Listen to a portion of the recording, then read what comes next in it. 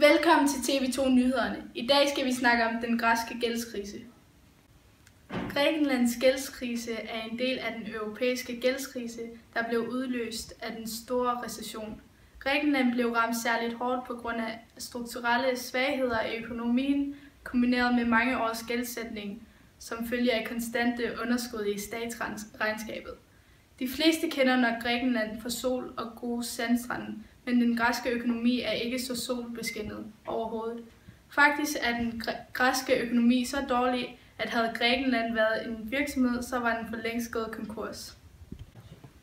Før Grækenland fik euroen, blev landet anset af investorer og kreditorer som et højrisikoland. Det ændrede sig med den fælles mønt, som åbnede op for samme lånekurs som eksempelvis Tyskland. Det fik Grækenland til at tage fra sig af varerne. I 2008 ramte finanskrisen, og da landet ikke kunne betale tilbage, var der ikke nogen kær EU-mor. Siden er gælden bare vokset, og i dag er Grækenlands gæld for ca. 2.370 milliarder kroner, hvilket er næsten 180% af landets bruttonationalprodukt. Til sammenligning har Danmark en gæld på 45,2% af landets BNP. Den græske gæld er så stor, fordi den græske stat siden år 2000 har brugt flere penge, end de har fået ind. Intet arbejde at få. Krisen i Grækenland har oven i en verdensomspændende finanskrise haft en negativ indvirkning på beskæftigelsen i landet. Nye tal fra år 2015 viser, at hver fjerde græker står uden arbejde. Det er lavere end arbejdsløsheden var under den store depression i USA i slutningen af 1920'erne. Sammenlign det græske arbejdsløshedstal med resten af EU i det interaktive kort herunder. Grækerne flygter fra landet. Den store arbejdsløshed og de usikre vilkår er tilsyneladende for meget for mange græske borgere. I hvert fald er befolkningstallet styrtdykket siden 2010, hvor den græske gældskrise for alvor tog fat.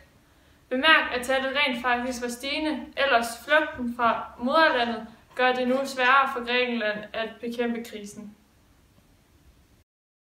Hvorfor lader EU ikke bare Grækenland gå statsbankrot? EU og andre EU-lande har en stor interesse i at redde Grækenland, fordi det vil være imod ånden i det EU-samarbejde, som vi kender. Herudover står det enkelte land til at miste penge. I toppen ligger Tyskland.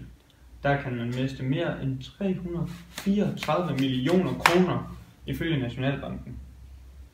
Har Danmark cirka 2,9 milliarder til gode hos Grækenland. Hvad har krisen betydet for arbejdsløsheden? Krisen i Grækenland har oven i en verdensomspændende finansieringskrise haft en negativ indvirkning på beskæftigelsen i landet. Nye tal fra 2015 viser, at hver fjerde græker står uden arbejde.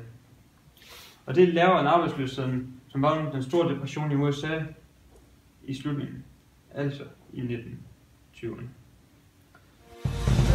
Tak for i aften. Det var alt fra de sene 22 nyheder.